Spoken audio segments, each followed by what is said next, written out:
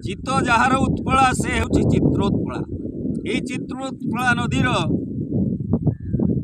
प्रथम बांकरे नेमाल अवस्थित जोठिकी जहाँ को पद्मवन बोली कहुए से चित्रोत्पलार बाली आज खोजुची अच्युतंक पाद चाली।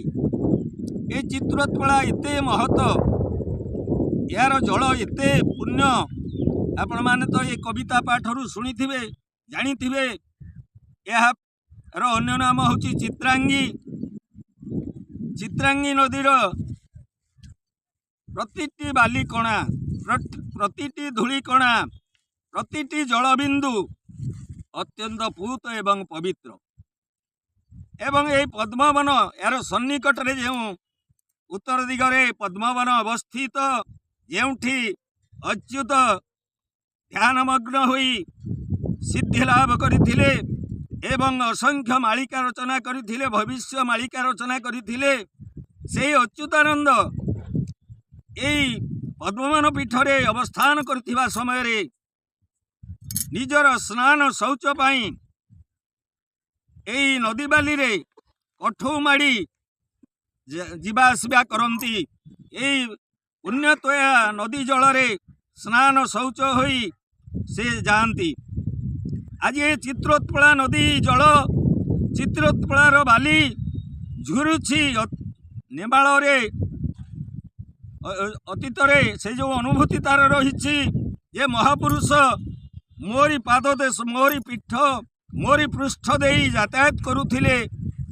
आज चित्रोत्पला बाली पवित्र हो जाइछि केवल अच्युतानंद पाई एवं नेमाल आज एक पवित्र क्षेत्र होइछि द्वितीय श्री क्षेत्र होइछि।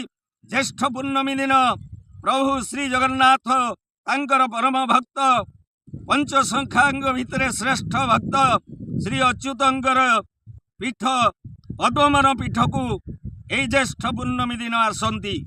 ये अवसर रे लक्ष लक्ष संख्यार भक्त माने आसी दर्शन करती।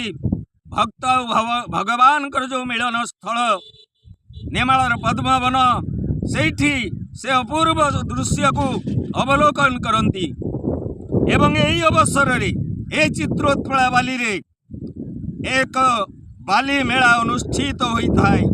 ए पवित्र बाली रे थरे गड़ी गले ए पवित्र बाली की थरे मुठे देले निजर शरीर अंतरात्मा अत्यंत पूत पवित्र हो जाए। ये किंवदंती रही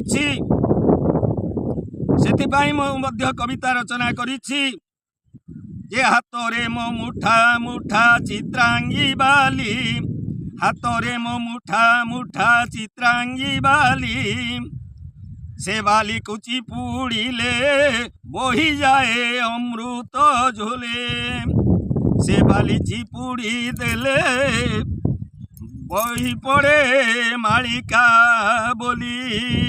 एमती अनेक कविता मु रचना करिछि।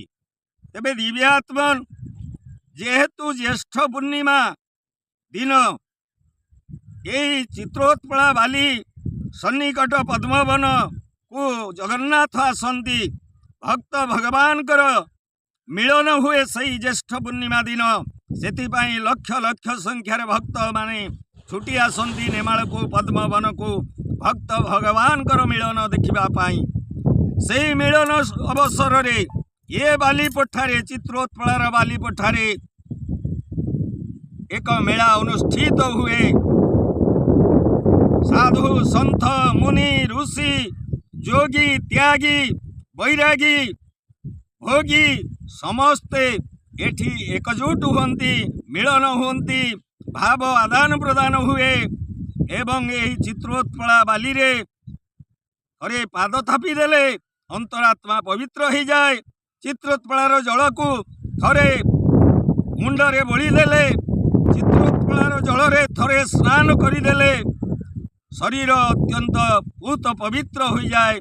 ये एक किंवदंती रही पुराण प्रसिद्ध नदी एवं यार प्रसिद्धि हेउछि एया जे गंगा ठारू बहु वर्ष रे बड़ गंगा ठारू आहुरी पवित्र